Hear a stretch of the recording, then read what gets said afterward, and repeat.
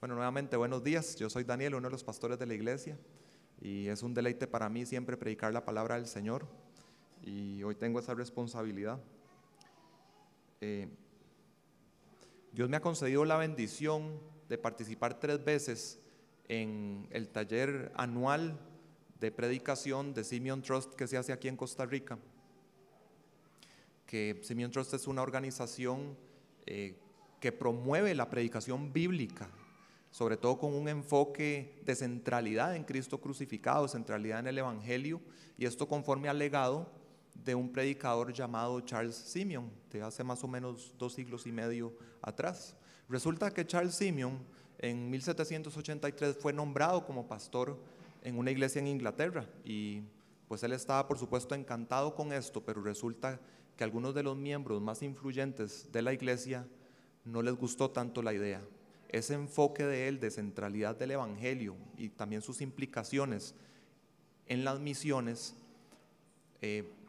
fue algo en lo que no estaban de acuerdo con Charles Simeon, y sucedió que estos miembros influyentes, y al parecer también un contexto de iglesia en que había ciertas bancas en que los miembros tenían sus propios lugares y demás, decidieron de alguna manera como acordonar o clausurar sus bancas de la iglesia, pero dejándolas vacías, yéndose para no escuchar predicar a Simeon, de manera que quienes querían escucharlo predicar les tocaba hacerlos o de pie o sentados en un pasillo.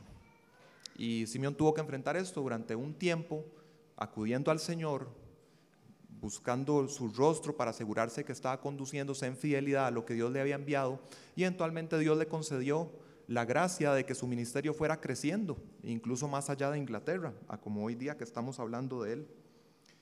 En medio de los días más oscuros de esa oposición que enfrentó Simeon, escribió esto: en ese estado de las cosas no veo ningún remedio salvo la fe y la paciencia. Fue doloroso, de hecho, ver la iglesia, con la excepción de los pasillos, casi abandonada. Y luego expande un poco de cómo él reflexionaba en el llamado que nos hace Dios a ser fieles incluso en lo poco. Y luego dice: esto me consoló muchas veces, cuando sin tal reflexión debería haber sucumbido bajo la presión. Y esta ilustración la utilizo hoy para iniciar, porque en el texto de hoy vamos a ver que el servidor de Cristo hay una sola cosa que es su motor y que lo sostiene en pie, que es agradar al Señor, solamente a Él.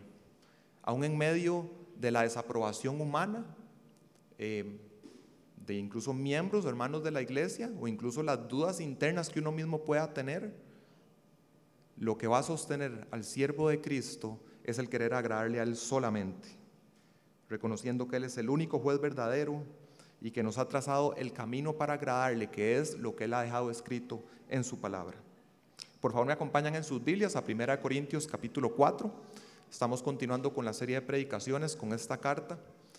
Estamos en esa primera sección que ya nos vamos acercando hacia el final, que son los primeros 4 capítulos en que Pablo aborda de una manera más directa el problema que hay en la iglesia de la división, una división que se está produciendo porque los creyentes corintios, a pesar de estar en Cristo, todavía traen mucho bagaje en su mente, en su manera de ver al mundo, conforme a la filosofía griega, implicaciones que había en cuanto a eso que tiene que ver con la retórica, lo que esperaban de un predicador o de un líder. Y bueno, traer todo eso a la iglesia y sus expectativas y demandas estaba trayendo entonces un fraccionamiento que Pablo entonces debe abordar. Vamos a leer el texto, 1 Corintios 4, versículos del 1 al 6, y les leo desde la Nueva Biblia de las Américas. Que todo hombre nos considere de esta manera, como servidores de Cristo y administradores de los misterios de Dios.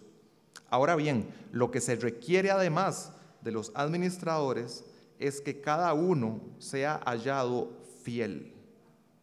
En cuanto a mí, es de poca importancia que yo sea juzgado por ustedes o por cualquier tribunal humano. De hecho, ni aun yo me juzgo a mí mismo, porque no estoy consciente de nada en contra mía, pero no por eso estoy sin culpa, pues el que me juzga es el Señor. Por tanto, no juzguen antes de tiempo, sino esperen hasta que el Señor venga, el cual sacará a la luz las cosas ocultas en las tinieblas y también pondrá de manifiesto los designios de los corazones. Entonces cada uno recibirá de parte de Dios la alabanza que le corresponda. Esto, hermanos, lo he aplicado en sentido figurado a mí y a Apolos, por amor a ustedes, para que en nosotros aprendan a no sobrepasar lo que está escrito, para que ninguno de ustedes se vuelva arrogante a favor del uno contra el otro. Si yo tuviera que resumir lo que sintetiza este texto, sería lo siguiente: el juicio de los servidores de Cristo corresponde al único Señor quien evalúa su fidelidad. El juicio de los servidores de Cristo corresponde al único Señor quien evalúa su fidelidad. Yo creo, hermanos, que todos quisiéramos que cuando llegue ese día determinado por Dios, el día de Cristo, cuando Él venga, que el veredicto que haya sobre no solo nuestras acciones, sino hasta nuestras intenciones de corazón, que sean que efectivamente le agradamos al Señor. El reto con eso es que día tras día estamos escuchando muchas voces a nuestro alrededor, o incluso desde el interior de nosotros mismos, de ver nuestras propias vidas y nuestro servicio a la iglesia o nuestro aporte a la iglesia con un parámetro que no es el parámetro de lo que Dios dejó escrito, sino otros. Y ahí empieza un conflicto interno, porque los parámetros humanos no son los del Señor, que es nuestro amo y juez. Así que entonces mi propósito al predicar hoy es que nos concentremos en ser fieles, en agradar a nuestro único Señor. Para eso vamos a ver 4 puntos para apoyar esa verdad central, que serían 4 consideraciones sobre el juicio de los servidores de Cristo. Primero, el juicio verdadero, que es según Dios. Segundo, el juicio vano, que es según los hombres. Tercero, nuevamente el juicio verdadero, que culmina en alabanza de Dios. Y el cuarto punto es nuevamente el juicio vano, que culmina en división entre hombres. Y bueno, aunque el texto hace esto de pasar del juicio divino al humano 2 veces, el cuarto punto yo lo voy a desarrollar antes que el tercero para explicar todo junto lo del vano juicio humano y cómo culmina en división, y hacer el cierre en la nota positiva del juicio del Señor, que termina con alabanza para quienes le siguen. Habíamos visto en semanas anteriores el problema en Corinto de que los creyentes estaban exaltando a ciertos líderes, considerándolos favoritos, y al punto de entonces despreciar a otros líderes. Pablo ya les ha enseñado de que deben considerar a cada uno de esos líderes como servidores de Cristo y que son regalos de Dios a la iglesia, que si desprecian servidores de Cristo, más bien ellos mismos se están privando de todo lo que el Señor ha regalado a la iglesia, están siendo malagradecidos con el Señor, no están aprovechando al máximo lo que se les ha encomendado, y además están generando ruptura dentro de la iglesia. Pablo también ha estado corrigiendo el dicho de los corintios de yo soy de Pablo, yo soy de Apolos, yo soy de Cefas, yo soy de Cristo. En las correcciones les ha hecho ver a Dios le pertenece todo, pero bueno, dentro de que a Dios le pertenece todo, la semana pasada vimos que también les dijo, ya no digan yo soy de Apolos, no, al revés, Apolos es de ustedes, Pablo es de ustedes, todos los maestros, todos los servidores de Cristo son de ustedes, y no solo ellos, todas las cosas son de ustedes. Y bueno, eso sonaría algo que alimentaría mucho el ego de cualquiera de nosotros o de cualquier miembro de iglesia. Y Pablo añade algo muy importante, que junto con esa bendición y privilegio viene una responsabilidad. Y entonces sabiamente añade, y ustedes son de Cristo y Cristo de Dios. Y en esa última parte lo que se enseña es que hay también dentro del reino de Dios, en su orden, hay subordinación. Y aunque son nuestras todas las cosas, son nuestras, pero un día rendiremos cuenta de lo que se nos ha encomendado. Como iglesia, pero también a nivel personal cada uno, que ha sido lo que se ha enfocado Pablo en los últimos textos. Tienen un Señor, un día rendirán cuentas. Entonces hoy nos mantenemos en el texto de hoy todavía en ese último concepto de ser responsables delante del Señor. Los corintios tenían esta incomprensión de que es realmente un líder cristiano, y estaban llegando al punto de hacer juicios descalificatorios contra auténticos líderes cristianos como Pablo. ¿Sobre qué base? No sobre lo que dice la Escritura, sino sobre sus preferencias personales. Con Pablo, sobre todo, y lo veremos en la carta, había dos cosas. Ya una lo había mencionado en una prédica, que es que para el estándar que tenían los corintios dentro de la cultura griega, para ellos la presencia y las habilidades comunicativas de Pablo eran despreciables. En esos términos lo hablaban. Entonces pensaban que eso, que era una preferencia personal de ellos, no lo que dice la Biblia, ya lo dejaba descalificado como maestro. Capítulo 9 veremos, y con detalle, que también ellos consideraban que Pablo no era un apóstol auténtico, de acuerdo también a criterios de preferencias o de concepciones personales subjetivas de ellos, y no los requisitos que Dios ha puesto para que alguien sea un apóstol. Entonces vamos a ver primeramente la instrucción de Pablo, nuevamente corrigiendo a los corintios para mostrarles cómo verdaderamente debieran ver las cosas, que es de acuerdo a los parámetros de Dios. Entonces en el primer punto veremos el juicio verdadero, que es según Dios, en los versículos 1 y 2, y Pablo les recuerda que deberían ver a los líderes de la iglesia como servidores de Cristo. Ya en capítulo 3, versículo 5, habíamos visto que Pablo les decía: ¿qué es pues Apolos y qué es Pablo? Servidores, mediante los cuales ustedes han creído, según el Señor dio oportunidad a cada uno. En español esa palabra servidores aparece igual en ese texto y en el que tenemos hoy, pero en el original son diferentes. En aquel momento les comenté que era la palabra diáconos. Entiendan que estos hombres, Pablo, Apolos, son diáconos, no en el sentido del oficio de la iglesia, de que fueron nombrados como diáconos, sino simplemente como una persona que sirve, que por ejemplo en el contexto de un banquete sería el mesero, algo de este tipo. Hoy la palabra que usa es una palabra diferente, que apunta más a enfatizar que es una persona subordinada que está atendiendo los comandos de un superior y que lo que le corresponde en su labor es ejecutar lo que manda ese superior. Pablo añade además a estos servidores, que va enriqueciendo este entendimiento de que es un líder eclesial, añade administradores de los misterios de Dios. En aquellos tiempos, cuando alguien pensaba en un administrador, probablemente lo primero que pensaba era lo que veía día a día, que era en aquel contexto algún señor o dueño de una casa grande, tuviera una gran propiedad con posesiones, incluso con esclavos, que tenía que atender sus propias cosas, no le alcanzaba el tiempo para poder administrar todo lo que tenía que ver con la casa. Y entonces lo que correspondía era que alguno de sus esclavos, al que considerara más confiable, lo ponía como administrador de la casa, ¿verdad? Algo similar a lo que leemos en Génesis de José con Potifar. Y este esclavo no es absolutamente dueño de nada, todo le pertenece al Señor, pero a la vez le ha sido encomendado un puesto en que tiene una autoridad delegada sobre todo lo que está ocurriendo en la casa. Es al que le toca asegurarse que a cada persona se le estén dando sus raciones, por ejemplo, de alimentación diaria.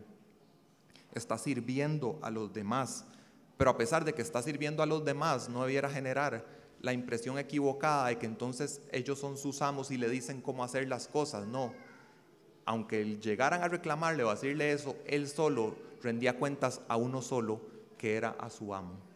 Entonces, esa palabra administradores, lo que hubiera pensado algo en ese tiempo era eso. Y Pablo está diciendo: Pablo, Apolos, nosotros como maestros, esos somos, administradores. ¿Ok? ¿Y qué se les ha dado a administrar entonces? Los misterios de Dios.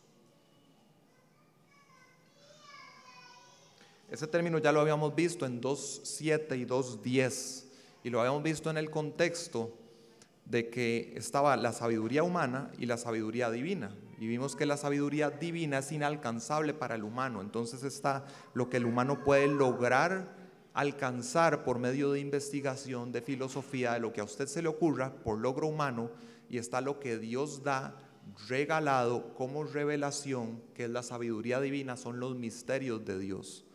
Este término misterio se usa muchas veces para referirse a verdades nuevas, reveladas completa, en el sentido que son reveladas completamente en el Nuevo Testamento y que permanecían en algún sentido ocultas en el Antiguo Testamento. Entonces, ¿qué es lo que se le ha dado a administrar a Pablo y a Apolos?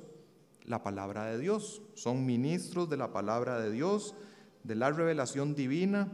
Ellos no son dueños de la palabra, ellos no inventan la palabra, ellos no tienen que descubrir la palabra. Ellos son simplemente canales para distribuir las raciones de la palabra dentro del pueblo de Dios, según Dios les dio un oficio. Todo este concepto es lo que Pablo quiere que los corintios tengan en mente cuando piensan en un Pablo o piensan en un Apolos. Ya aquí está terminando de expandir todo lo que significan estos puestos en la iglesia. Y le añade esto, al final del versículo 1. Ahora bien, lo que se requiere además de los administradores es que cada uno sea hallado fiel. Entonces, ahí se ve lo que se está requiriendo de cada uno. Entonces, en el mal entendimiento de los corintios, ellos pensaban, un líder de la iglesia va a ser la cabeza de una facción por aparte de otras, y Pablo corrige y les dice, no, eso no es así. O tal vez los corintios también pensaban, como estos hombres les sirven a ustedes, entonces ustedes debieran exigirles cómo quieren que les den ese servicio. Y como hemos visto con estas definiciones, eso jamás debería ser de esa manera. La obligación de estos servidores es hacia su Señor. De una manera secundaria o derivada podría ser hacia esas personas, pero primeramente su obligación es hacia el Señor. Y de esta manera entonces el criterio de evaluación de si están haciendo las cosas bien o mal, el que lo debiera determinar es el Señor que los empleó. Entonces Él es el que determine qué es lo que se les exige, qué se les demanda, qué se les requiere, y se nos describe en una sola palabra: fiel, fidelidad. No se pone como algo opcional o negociable. Ya de anticipado saben, no hay dónde perderse. El día que llegue el Señor, el criterio que va a usar o el parámetro para evaluar si alguien se condujo de una manera correcta y merece una recompensa por ello o una alabanza será fidelidad. Eso queda claro acá. Entendiendo esto, entonces qué importante que entendamos qué es ser fiel. Y yo redacté esta definición. Ser fiel es aplicarse firmemente en la misión que le encomendó el Señor, aprovechando al máximo los recursos que el Señor puso a su disposición. A veces incluso los círculos cristianos escuchamos frases del tipo de describir a un cristiano como que está en victoria o que es un cristiano exitoso. Bueno, una definición como esta, tan sintetizada en esa palabra fiel, nos ayuda mucho a usar el parámetro de Dios y no del mundo para decir que un cristiano está en victoria o es exitoso. Ken Sande dice esto: el mundo define el éxito en términos de lo que una persona posee, controla o logra. Dios define el éxito en términos de obediencia fiel a su voluntad. Y muchas veces el parámetro que usamos los humanos es resultados, ¿verdad? Que eso es pragmatismo. Me interesa lograr lo que considero que es el resultado que se quiere, y el fin justifica los medios. Lo importante es llegar allá a la meta como sea, y la fidelidad es llegar a la meta, y eso no es necesariamente la manera en que lo ve el Señor. De hecho, que si algo nos enseña un texto como este sobre fidelidad, es que no nos interesan tanto los resultados, no es que no nos van a importar del todo. La cuestión es que sabemos que nosotros no estamos en la capacidad espiritual de producirlos. Los produce el Señor. Entonces lo que Él produzca sea para su gloria, nosotros le entregamos los resultados al Señor. Que Él produzca los resultados que Él quiera, nosotros nos atenemos o nos abocamos a ser fieles con lo que nos ha dado.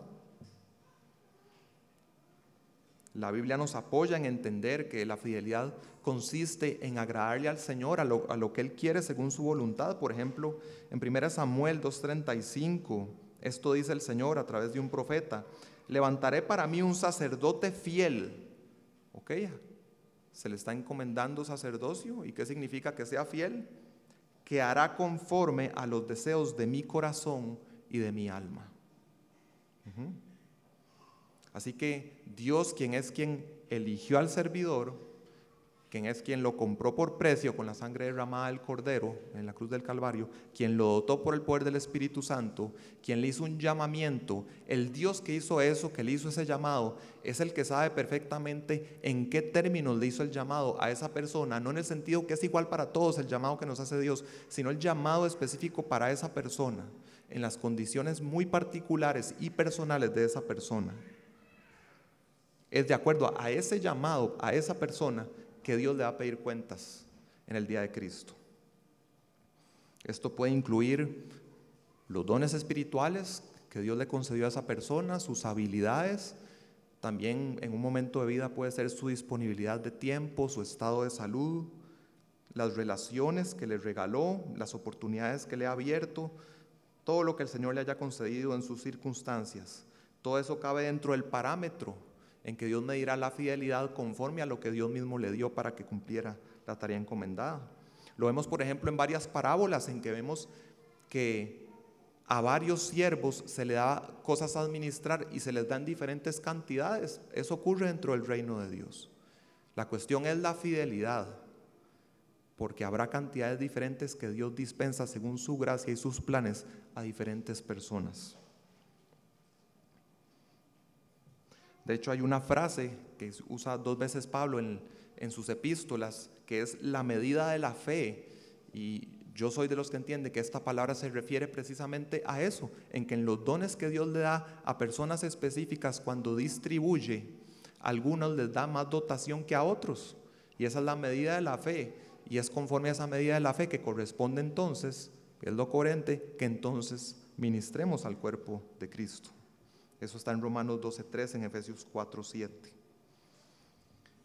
Algo interesante esto con la fidelidad es que el texto no dice lo que se requiere de los administradores es que sean fieles.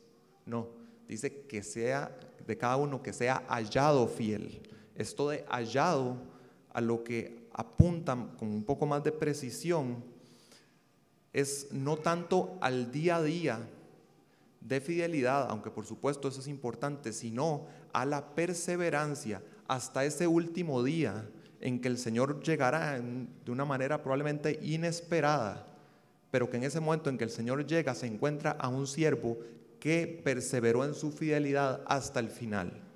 La medida de fidelidad es ya llegado el último día, y pudo haber una aparente fidelidad durante un tiempo, pero si no se llegó con fidelidad, con perseverancia, que el Señor nos da, por supuesto, el regalo de la perseverancia, de preservarnos hasta el final, pero es hasta ese último momento en el que debemos enfocarnos. Es bueno que el Señor lo ponga en esos términos para que no nos gloriemos o nos confiemos en nuestra supuesta fidelidad pasada, sino que hasta el último día que estemos dentro del rostro del Señor estemos procurando agradarle. Eso es lo que enfatiza decir, que sea hallado fiel. Hay textos bíblicos que también nos hablan de que puede haber una labor en el Señor, pero que luego puede haber una pérdida por falta de fidelidad y que se pierda recompensa. Y escritores bíblicos se dirigen a las personas diciéndole que quiere que tengan galardón completo o que no pierdan su recompensa. Es que perseveren hasta el final en todo lo que van construyendo, aportando para la iglesia. Entonces, ser hallado fiel en ese último día, el día de Cristo. Algo importante con respecto a esto de la administración fiel es que, por supuesto, puede ser redundante, pero es bueno que lo pensemos, es conforme a lo que se nos dio a administrar, no conforme a lo que no se nos dio a administrar. A Pablo y a Apolos, como maestros de la palabra, a ellos no se les dio a administrar la sabiduría del mundo. Así que si ellos en su labor de distribuir las raciones de la palabra al pueblo de Dios empiezan a perder tiempo en sus sermones, en la ciencia del mundo, en la filosofía, en las técnicas del mundo importadas a la iglesia, en psicología, pensando en nuestros tiempos también, eso lo que hace es restar tiempo de lo que realmente sí se les encomendó. Entonces también el querer meterse en administrar algo que uno cree que es bueno, que aporta, más bien nos resta de los recursos que el Señor nos ha dado para invertirnos en lo que realmente nos ha dado para administrar. Lo leemos ahora en Hechos 20, en lo que nos leyó Andrés. Cuando Pablo ve su ministerio, vea en retrospectiva cómo él se invirtió, él dice que él les declaró todo el consejo de Dios durante 3 años. No se puso a investigar y enseñarles las técnicas del mundo aplicadas a la iglesia más novedosas para la predicación en público, para ministrar la palabra en privado, para gobernar la iglesia, no. Fiel en lo que le fue encomendado, que fue la palabra. Y al final, ¿a qué los encomienda? A la palabra, cuando se despide de los ancianos de Éfeso en Mileto. En otra parábola, la del mayordomo fiel y del infiel, en Lucas 12, Jesús cierra diciendo esto, recordándonos cómo es este parámetro de la fidelidad. A todo el que se le haya dado mucho, mucho se demandará de él, y al que mucho se le ha confiado, más le exigirán. Creo que otra historia de los evangelios que nos ayuda a entender, terminar de cerrar este concepto de no pensar en comparaciones humanas, sino, o matemáticas, sino en la fidelidad de cada uno con lo que recibió, es cuando recordamos aquel momento en que Jesús está sentado frente al arca de las ofrendas y él ve a los ricos que echan mucho, pero que luego ve a una viuda echar 2 blancas y le dice a sus discípulos, Marcos 12:43, en verdad les digo que esta viuda pobre echó más que todos. Yo les pregunto, a la pregunta matemática de quién echó más, ¿cuál es la respuesta? La respuesta es que los ricos echaron más. Pero Jesús está introduciendo otro parámetro para medir, que no es al que estamos acostumbrados a medir, que es cuánto echaron en relación con lo que tenía cada uno en ese día. La que echó más fue la viuda. La fidelidad con respecto a lo que Dios nos ha dado es similar a este concepto. En el reino de Dios las cosas no se miden en comparaciones entre seres humanos, sino en la fidelidad de lo que Dios ha dado a cada uno. Entonces lo que a nuestros ojos puede parecer algo, o más o menos, bien puede ser que delante de los ojos de Dios, como un juez perfecto, no sea de esa manera. Y es pensando en ese tipo de juicio humano equivocado, vano, que tenemos nuestro segundo punto, que es ese juicio vano según los hombres, en los versículos 3 y 4. Y Pablo, sabiendo que este tipo de juicio humano no es más que vanidad, dice que para él es de la mínima importancia ser juzgado por los corintios o por cualquier tribunal humano. Yo creo que aquí también es importante en un texto como este saber extraer lo que dice el texto, lo que significan las palabras, hacer una buena comprensión de lectura. Porque si usted lee eso y usted lo que interpreta es, ok, Pablo está diciéndole a los corintios que no le importa lo que ellos digan de él. Si crees eso, ya no entendiste lo que dice el pasaje. Pablo está diciendo que dentro del ámbito de lo que sí le importa, lo que menos le importa, lo que está en un superlativo mínimo dentro de lo que sí le importa, es lo que los corintios o un tribunal humano diga de él. Sí le importa, pero dentro de lo que le importa está en lo mínimo. Es un superlativo. ¿Qué significa eso de ser juzgado? Pues es ser sujeto a investigación, a examen, a escrutinio, cuestionamientos, interrogatorios, llamados a cuentas. Cuando se usa un superlativo, como aquí que dice que es de mínima importancia para él, cuando se usa eso, estamos hablando de un contexto de comparación. No es ese absoluto de que no me importa y no dice nada más, no, está diciendo en comparación con algo, que ustedes me juzguen a mí, eso es lo más mínimo. Es algo, pero es lo más mínimo que puede haber, lo mínimo medible es eso. Y de hecho, literalmente en el texto, Pablo no dice que un tribunal humano, dice día humano, y aparentemente lo dicen los términos de que así como en un sentido estamos todos citados para un día estar, cuando venga el Señor en el día de Cristo, siendo juzgados por Él, a Pablo no le importa, le importa lo más mínimo que los corintios o cualquier otro ser humano prepare para él un tribunal y lo citen un día a examinarlo, a interrogarlo, a lo que sea, con respecto a su ministerio, y se dé ese día humano o ese día del tribunal humano. el veredicto que puede haber ahí para Pablo es de la importancia más pequeña. De hecho, cuando dice eso, se incluye a sí mismo, porque sabe que incluso su propia manera de ver las cosas pueden tener puntos ciegos o una conciencia mal informada. Dice que él no ve nada malo en su actuar, pero eso no lo justifica. Un autor dice: puede haber una línea muy fina de separación entre una conciencia limpia y una actitud de autojustificación, así que debemos tener cuidado. Entonces Pablo está hablando en términos de comparación, ¿ok? El tribunal humano es de la mínima importancia, entonces ahora sí, ¿en comparación con qué? Lo que dice al final del versículo 4, el que me juzga es el Señor, y sabe que un día estará ante el tribunal de Cristo. Entonces, en la comparación, cuando él está viendo las dos cosas al mismo tiempo, el tribunal de Cristo y un posible tribunal humano, el tribunal humano es algo que casi que ni se deja ver en la periferia, porque a él lo que le importa es lo que va a decir su Señor en aquel día. Hermanos, para los que están preparando para el ministerio, una enseñanza como esta predicación, es para que se equipen, vayan asimilando estas verdades, porque les va a tocar ponerlas en práctica. Estarán ante un tribunal humano.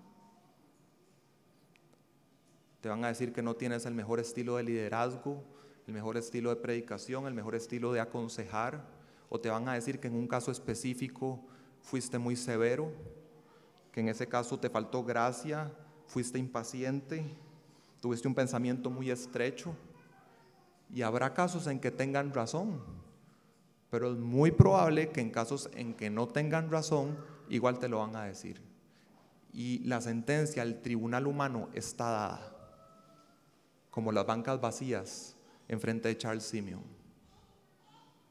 Pero en esa situación es donde uno debe acudir al Señor, y uno debe despojarse del temor del hombre y decirle: Señor, si escudriñame, como en Salmo 139, escudriñame y muéstrame si hay algo de perversidad en mí, pero enderézame a tu camino, y yo solo quiero agradarte a ti quiero ser fiel. Así se vive en el ministerio. Y muchas veces, como vemos también en Pablo, habrá situaciones en que ante un tribunal humano se defiende, otras veces toca absorber el golpe, y los pastores a veces nos toca absorber el golpe. Y es bueno que uno vaya interiorizando estas verdades para cuando lleguen esos momentos. Así es el ministerio. Pablo dice en Gálatas 1:10: porque busco ahora el favor de los hombres o el de Dios, o me esfuerzo por agradar a los hombres. Si yo todavía estuviera tratando de agradar a los hombres, no sería siervo de Cristo. El ministerio queriendo agradar a los hombres, hermanos, siempre termina mal. Y así es, debemos rogar también al Señor que en nosotros, los líderes de la iglesia, forme un temor reverencial de Él y un amor a Él, un deleite, que solo queremos la aprobación de Él. Si también está la de ustedes, gloria a Dios, porque no es que no tenga valor alguno, Pablo nos lo está diciendo, pero lo que debiera haber en nuestro corazón es el querer agradarle a Él. Pablo dice en 2 Timoteo 2:15: procura con diligencia presentarte a Dios aprobado, como obrero que no tiene de qué avergonzarse, que usa bien la palabra de verdad. Ok, presentarse aprobado. ¿Ante quién? Ante Dios. Aunque haya otros que digan que no está usando bien la palabra de verdad, Pablo le dice a Timoteo: ante el que quieres sentirte aprobado o ser realmente aprobado es ante Dios. Procura eso. Eso nos trae la pregunta para que nos haga cada uno de nosotros: ¿de dónde viene en mi vida el sentido de aprobación? ¿Cuándo me siento bien, apreciado, valorado, aprobado? Porque con estos ejemplos que estoy poniendo, si el sentido de aprobación de nosotros como pastores o como maestros es la aprobación humana, ¿qué va a pasar con nosotros el día que venga la desaprobación? Que nos desaprueben. ¿Nos vamos a derrumbar? ¿Nos vamos a desmoronar por eso? ¿O nos vamos a sostener bien, aunque sean cosas que duelen, porque al que queremos agradar es al Señor? Y bueno, un pastor también está en ese puesto porque tiene un requisito de que gobierna bien su casa. Estas cosas se forman desde el hogar. Si tu aprobación viene de parte de tu esposa, y te sientes súper bien cuando te dice que eres lo máximo, pero llega el día en que te habla con desaprobación, o una temporada completa en que te habla como en desaprobación sobre tu liderazgo. A muchos hombres les ocurre que como su sentido de aprobación y de valor estaba en lo que le decía a su esposa, cuando ya no está eso, se siente totalmente deprimido. Esas cosas, ¿cómo cambian? Menos temor del hombre, mucho temor del Señor. El Señor quiere que formemos eso todos nosotros en lo que nos ha encomendado en nuestra vida cristiana. Cuando por temas de preferencias, más allá de lo que está escrito en la palabra, por temas de preferencias, recibimos los mensajes de desaprobación. Y con esto algo también es importante que yo les diga que quiero que no concluyan, porque eso a veces también es valioso en lo que transmitimos. De esto no debiera concluirse, como a ellos les importa lo mínimo, lo que yo pienso de su ministerio, entonces ni para qué les digo. No concluyan eso del texto, el texto no está diciendo eso. Y como espero que se entienda mucho mejor cuando lleguemos, cuando ya lo hayamos completado, pero el texto no está diciendo eso. Nos interesa lo que ustedes nos digan acerca de cómo predicamos, de cómo aconsejamos, de cómo gobernamos la iglesia.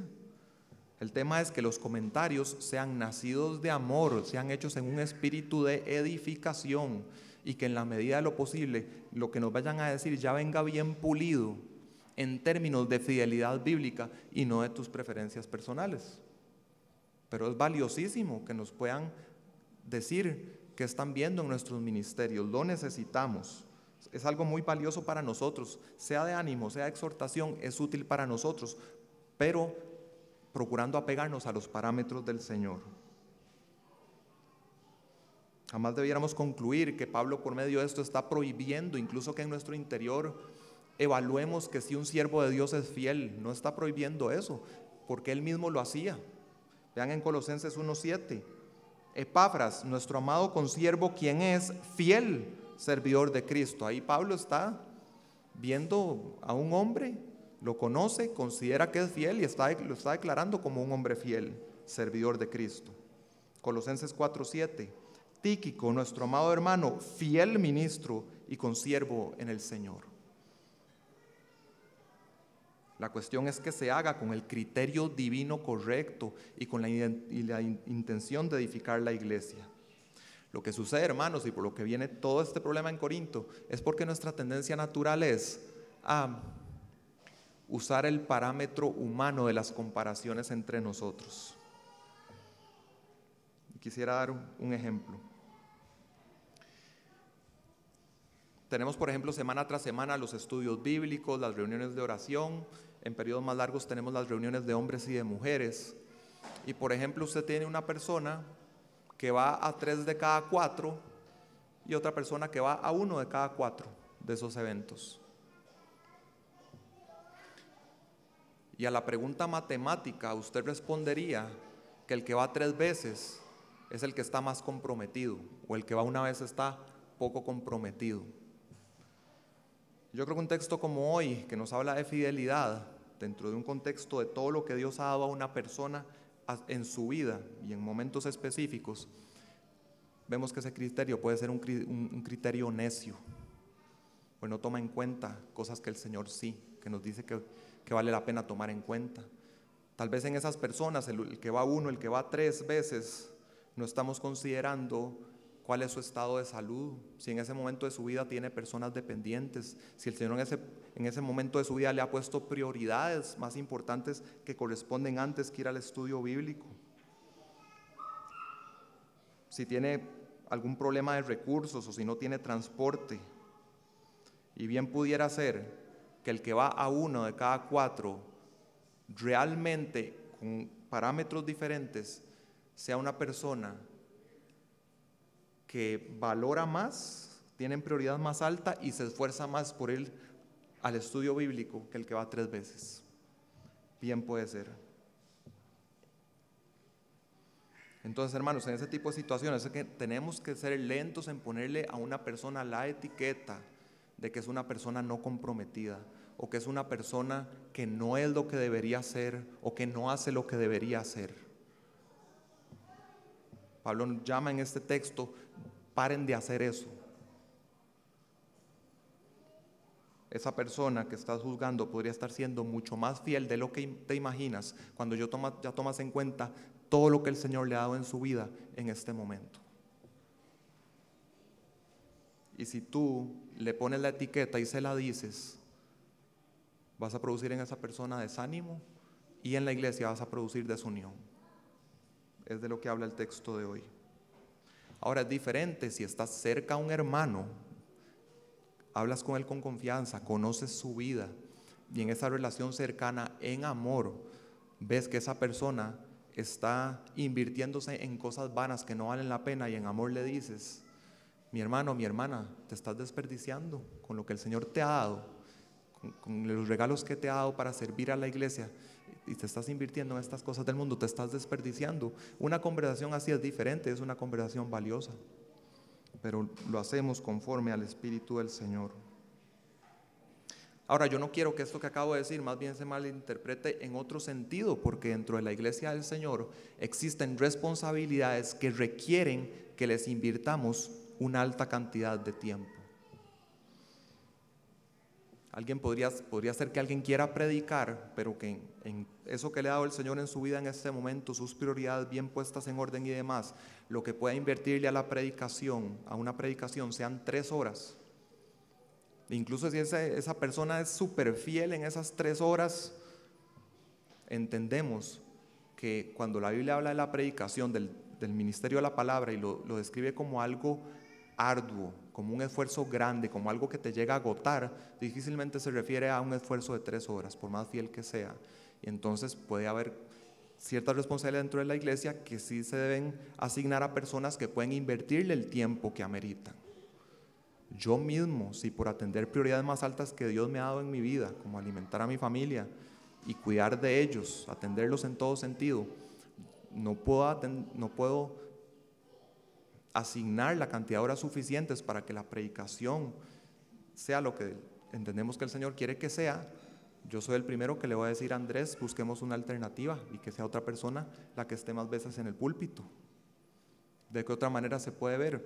Puede haber un hermano o una hermana que quiera servir en alabanza, pero que su situación sea, en este momento yo lo que puedo ensayar el sábado, que es el día que ensayan, yo puedo ensayar solo un sábado cada 3 meses. Hermanos, siga adelante, siga equipándose, lo animamos, pero parece que no es el tiempo del Señor para que estés aquí en la alabanza. Pero aquí en la alabanza están haciendo un esfuerzo coordinado para guiar al pueblo de Dios unido, unánime, al unísono, a alabar al Señor. Y si hay falta de ensayos, la descoordinación más bien puede ser una distracción para lo que queremos acá, que es la adoración al Señor. Entonces, hay etapas en la vida, todo bien. No te sientas descalificado porque ahorita no puedes por un tema como ese, pero si sientes que el Señor te está dando el llamado, síguete equipando y el Señor acomodará las cosas para que puedas servir de esa manera.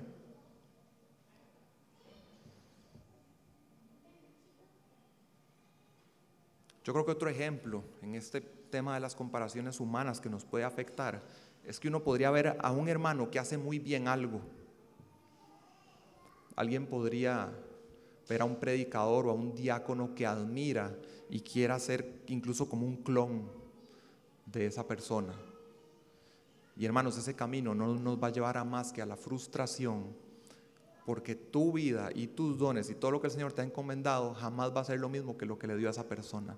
Y la fidelidad en cada uno se va a ver diferente. Estás yendo en contra del plan de Dios, de lo que diseñó para ti, si tú quieres ser como ese. Entonces, entender la fidelidad bíblica nos guarda del tipo de pensamientos de decir, incluso no que nos lo diga otra persona, pensarlo nosotros mismos, uy, es que yo no soy como X persona. Entender la fidelidad nos libra de eso, gloria a Dios, y nos mueve a pensamientos como, Señor, gracias por todo esto que me has regalado, quiero usarlo de la mejor manera para agradarte y para servir a tu iglesia. Y bueno, ahora voy a pasar al cuarto punto, me voy a brincar el tercero como para seguir esta línea de las comparaciones humanas vanas. Y tenemos el cuarto punto, que el juicio vano culmina en división entre los hombres. Pablo en el versículo 6 explica que todo este tema que se ha puesto a explicar con Pablo y Apolos, lo ha hecho por una razón. Es por esto de que los corintios en arrogancia están llegando a preferir uno sobre el otro, incluso a despreciar a líderes de la iglesia. Y él quiere ayudarles a comprender. Para ayudarles a comprender, ¿qué usó? Usó una ilustración en que se usó a Apolos y a él mismo como ejemplos. Pero lo que dice es, si dice que es apenas una ilustración, es porque es como un ejemplo pequeño para que lo puedan aplicar a cualquier persona dentro de la iglesia. Eso es lo que quisiera Pablo. Y lo que quiere que aprendan es algo muy importante, que ya lo he mencionado en algún sentido. No sobrepasar lo que está escrito, o sea, no ir más allá de lo que está escrito, que eran lo que estaban cayendo los corintios. Y esa frase, lo que está escrito o escrito está, Pablo una tras otra vez cuando las usa en sus cartas, la usa para luego citar o aludir al Antiguo Testamento. Entonces, escrito está, ¿qué significa? Simplemente a lo que Dios nos ha dado en la Biblia. Ahora ya tenemos el Nuevo Testamento completo, en ese momento estaba en redacción, pero Pablo está diciendo que estas divisiones vienen y estas arrogancias porque la gente por preferencias personales, no por los requisitos o lo que diga aquí cómo se deben hacer las cosas, quieren imponer eso en la iglesia y genera división. De ahí tan importante que lo que se predique en la iglesia sea de acuerdo a lo que se llama exégesis, que es extraer de la Biblia lo que dice ahí. No venir con un discurso de lo que yo quiero hablar, del tema que yo quiero hablar y en el sentido que yo quiero hablar, y ver cómo le meto versículos bíblicos para que la Biblia apoye mi discurso. No, exégesis es yo extraigo lo que dice aquí, porque queremos entender bien lo que está escrito para no ir más allá de lo que está escrito.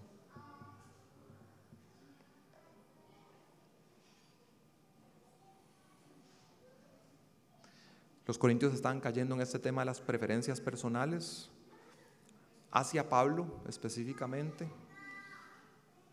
No creían que Pablo, de acuerdo a sus estándares de cultura griega, fuera apto para ser maestro o predicador. Entonces lo despreciaban. También de acuerdo a sus propios criterios subjetivos, consideraban que Pablo no era un auténtico apóstol y también emitían su juicio definitivo. Ambas cayendo dentro de la categoría de ir más allá de lo que está escrito. En la ilustración, Pablo se utilizó a sí mismo y a Apolos, que a ellos lo que se les dio a administrar fue la palabra revelada. Ya lo dije, como en calidad de maestros, pero entonces dice que es un ejemplo para expandir al resto de la iglesia. Entonces, eso va mucho más allá del oficio de maestros, porque hay toda una diversidad de dones que Dios ha dado a cada miembro de la iglesia para que administre, como dice en 1 Pedro 4, 10 y 11, según cada uno ha recibido, aquí lo asegura, según cada uno de ustedes ha recibido un don especial, úselo sirviéndose los unos a los otros como buenos administradores de la multiforme gracia de Dios, para que en todo Dios sea glorificado mediante Jesucristo, a quien pertenecen la gloria y el dominio por los siglos de los siglos. Amén. Hermanos, no sobrepasemos lo que está escrito. Y yo creo que muchas veces cuando sobrepasamos lo que está escrito, lo hacemos con una buena intención de que demos valor en algo. Aunque aquí no venga especificado, nosotros queremos agregarle algo porque queremos mejorarlo. Pero eso a lo que lleva es a caminos de parámetros no bíblicos, al legalismo y a la división. El ejemplo más directo que tenemos es la de los corintios, exigiendo de Pablo un estilo de entrega de la predicación, que es la que ellos prefieren. Otro ejemplo, que no es el de acá, pero que está cercano, no nos cuesta tanto dar ese paso a otra aplicación, es el estilo de alabanza que hay en una iglesia, y que una persona descalifique a una iglesia porque ese estilo de alabanza no es el que a mí me apetece. Eso puede suceder también. Es decir, más allá de lo que está escrito. También puede ser que algo que la Biblia sí menciona, pero más en calidad de pie de página o algo de segundo plano, lo sobredimensionamos desproporcionadamente y lo convertimos en algo que es de lo más importante. Y hay iglesias que pueden asignarle mucha importancia al día en que se reúnen, y que si Si consideran que el día que se deben reunir es domingo y los otros se reúnen sábado, ya consideran que están haciendo algo mal. O que si ellos se reúnen sábado y creen que es el sábado y otros se reúnen domingo, ya creen que los otros están mal. Y es mucho más obvio lo mal que está esto, incluso cuando se etiquetan a los otros de herejes o de sectarios, por temas que son secundarios objetivamente ante la Biblia, cosas que la Biblia no pone en primer plano. También puede haber contextos en que sobreenfatizamos algo que es poco mencionado en la Biblia, como por ejemplo un don de lenguas, o quienes entienden que el don de lenguas también puede ser orar en lenguas, yo mismo en mi casa, solito delante de Dios, y es algo casi que central en mi vida cristiana, cuando es algo que se menciona poco en la Biblia, y lo llevo al punto de exigirlo a otros, o creer que los otros no están en una buena condición espiritual, porque no tienen esto. Trae desunión y desánimo a la iglesia. ¿Qué más cosas? La práctica del ayuno, exigir el diezmo, buscar ser demasiado minucioso con preferencias personales en la liturgia de lo que se hace aquí en la iglesia, la exigencia de vestir de cierta manera. Hay contextos de iglesia que yo conozco, no he interactuado tanto, pero sí conozco, en que el tema de tener hijos y además hacer homeschool es casi que como una etiqueta de aprobación o de piedad. O también que le ven tan bonito el tema de la adopción, que se convierte en algo desproporcionado, en que también es como una señal de piedad que hayas adoptado un hijo. En otras iglesias puede ser un método en que no, la manera correcta de hacer las cosas en la iglesia es esta, y nosotros somos los que lo hacemos bien y todos los demás lo están haciendo mal. Eso también puede ser ir más allá de lo que está escrito. Exigir títulos académicos para los siervos del Señor, que es ir más allá, llevar la definición bíblica de compasión al punto de tolerar el pecado en la iglesia, que veremos en el siguiente capítulo. No, eso no es ser compasivo, eso es ir más allá de lo que está escrito. En la iglesia no se puede tolerar el pecado abierto y no arrepentido. Esto lo enfrentamos todo el tiempo, hermanos. A nosotros como pastores, por ejemplo, una vez escuchamos a alguien que nos dijo que consideraba que, no sé si dijo que la más importante, mínimo dijo que una de las más importantes cualidades que debía tener un pastor son sus habilidades blandas. Yo siempre escucho las cosas así como en frío y luego me pongo a meditarlas, y después con el tiempo dije, sí, yo creo que es algo que podría aportar, pero está yendo más allá de lo que está escrito. Lo que está escrito es los requisitos en Tito 1, en 1 Timoteo 3, 2 Corintios 2. Pero es algo que si yo no lo llevo a la palabra delante del rostro del Señor, es algo que me desanima. Es algo que puede desunir la iglesia. Puede que también haya personas que tengan expectativas acerca de lo que debiera ser la esposa de un pastor, cuando la Biblia, ¿qué dice acerca de lo que debiera ser la esposa de un pastor? La esposa del pastor está dentro de una casa que debiera estar bien gobernada, y aplican los textos que se habla de cualquier mujer piadosa dentro de la iglesia, virtuosa. En un ensayo del seminario que era sobre este mismo texto escribí lo siguiente: emitir un juicio por medio de un juez ilegítimo que nunca fue designado, que carece de la capacidad que se requiere, en un momento prematuro y utilizando como parámetros criterios propios equivocados, es una actitud reprensible que debe ser corregida dentro de la iglesia local por su enorme potencial destructivo contra la unidad. No es nuestro lugar, no tenemos nada de eso, no nos toca a nosotros, no tenemos la capacidad, no es el momento que Dios determinó para un juicio, no nos corresponde. Romanos 14, 4 lo pone de esta manera: ¿quién eres tú para juzgar al siervo de otro? Porque eso es lo que hacemos. ¿Quién es usted para juzgar al siervo que es de Dios, no suyo? Para su propio Señor está en pie o se cae. En pie se mantendrá, porque poderoso es el Señor para sostenerlo en pie. Pero tú, ¿por qué juzgas a tu hermano? O también tú, ¿por qué desprecias a tu hermano? Porque todos compareceremos ante el tribunal de Dios, el que sí es, el que importa, no el tribunal humano. Hermanos, el no estarnos enfocando en sentenciar a las personas a nuestro alrededor nos libera para poder ser fieles en lo que Dios nos ha dado para administrar. Puede ser en el trabajo, si nos enfocamos en lo severo que es un jefe, no vamos a ser fieles en lo que nos dice 1 Pedro 2:18, que incluso con los amos o jefes que sean severos, ante esos también debemos hacer las cosas como para el Señor.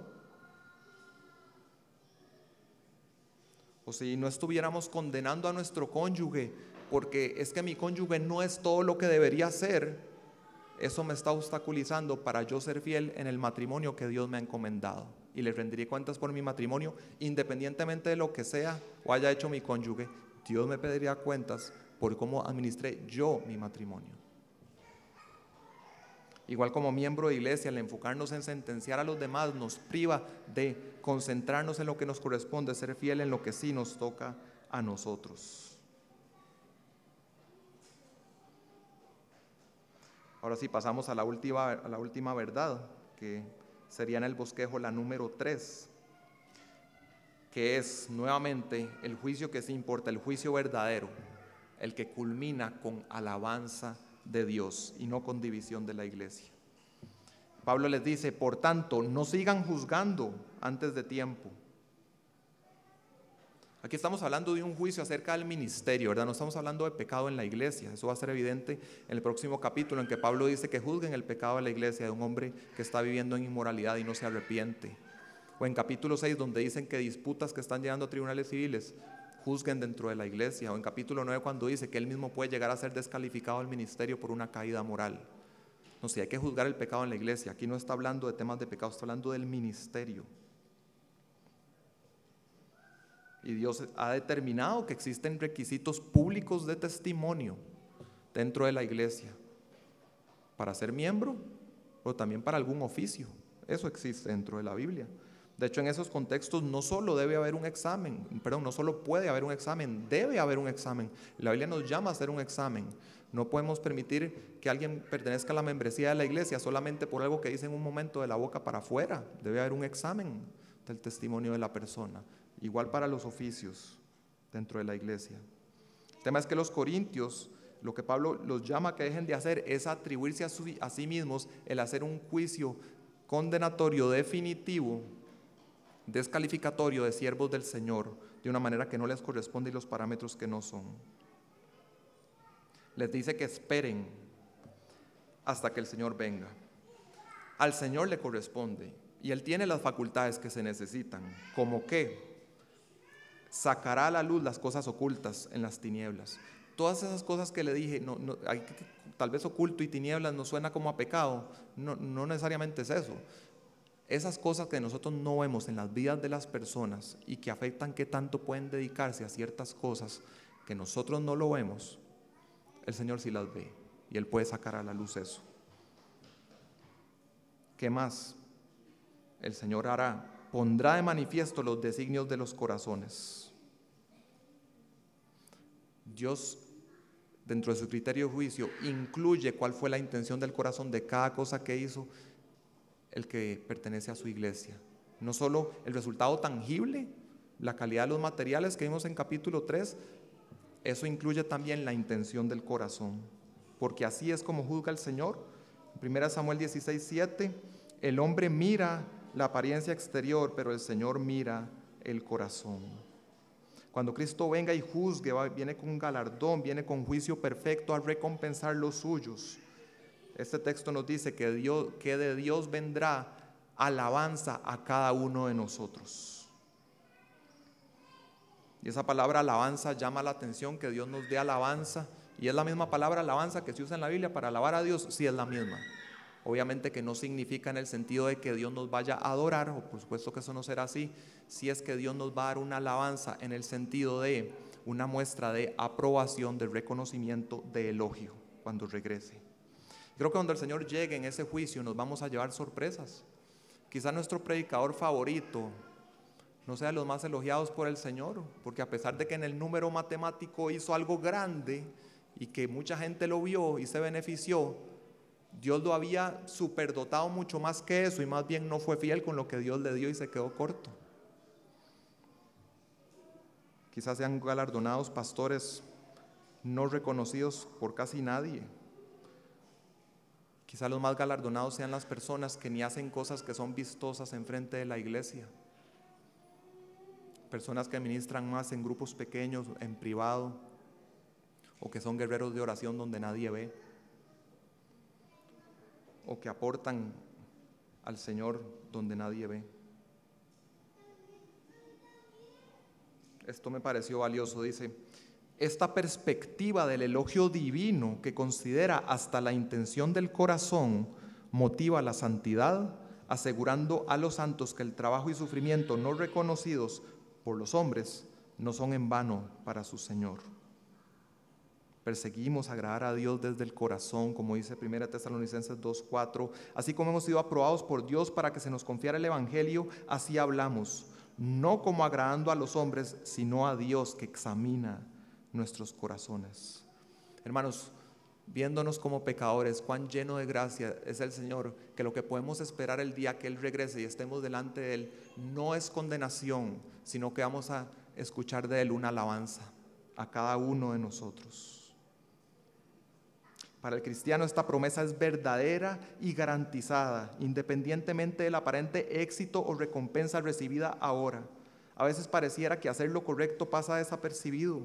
Puede que el servicio fiel no conlleve reconocimiento, quizá ni siquiera un gracias. Y frecuentemente la fidelidad, especialmente cuando es a Cristo y sus principios bíblicos, conduce a la persecución.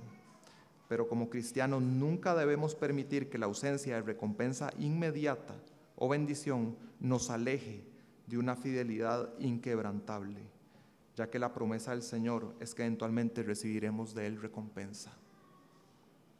Qué buena. Esa es de un hombre de apellido Kisley.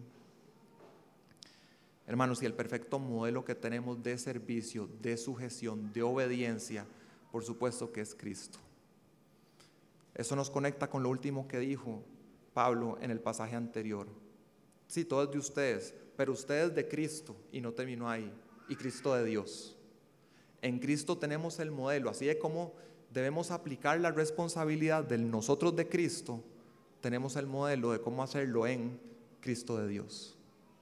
La sujeción, la obediencia perfecta al Padre, de hacer solo lo que el Padre le pedía, de administrar todo lo que le dio de una manera perfecta, de llegar a esa cruz del Calvario y ejecutar como un subordinado, pero voluntariamente, ese sacrificio perfecto que el Padre validó cuando lo resucitó de entre los muertos, declarándolo Hijo de Dios con poder, y luego ascendiéndolo a la diestra del trono de Dios.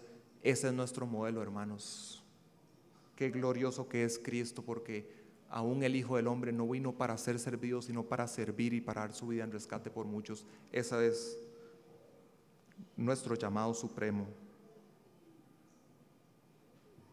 Otro dice: hemos de reflejar a Cristo en todo, y Cristo es el humilde siervo sufriente, quien a pesar de la más grande oposición, acusaciones falsas y humillación pública, se mantuvo perfectamente fiel al llamado divino. Qué bendición, hermanos, poder respirar profundo ante la verdad de la Biblia y decir: ahora pues, ninguna condenación hay para los que están en Cristo Jesús. No hay condenación, y más bien el texto de hoy que está hablando no de juicio sobre pecados, sino de juicio y recompensas. Nuevamente, no solo no soy condenado, Dios me va a recompensar. Es gracia sobre gracia del Señor, y quiero vivir para Él. Quiero recompensa completa por la labor, y quiero un elogio del Señor que amo, de mi modelo supremo que es Cristo, y viendo el ejemplo de hombres fieles también, como el apóstol Pablo, como Charles Simeon, que nos infunden ánimo. Hermanos, nuestro llamado supremo es a ser fieles al Señor. Los animo a concentrarse no en lo humano, sino en agradarle solamente a Él, tanto en acción como en motivación, conforme a la palabra que nos ha sido revelada, ansiando escuchar de Él en aquel día: bien, buen siervo y fiel.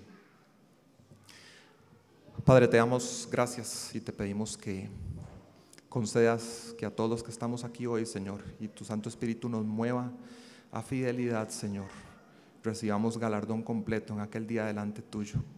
porque queremos tu nombre exaltado, Señor, pero también nos has regalado la motivación de que un día escucharemos una alabanza de tu Padre, de tu parte, Señor. Así como Cristo tú la recibiste del Padre, así nosotros la escucharemos de ti el día de tu regreso. Como anhelamos, Señor, que vengas. Queremos vivir delante de tu rostro y no bajo la aprobación o desaprobación humana, para que te agrademos solo a ti, Señor. Gracias. Guíanos a fidelidad en el nombre de Cristo.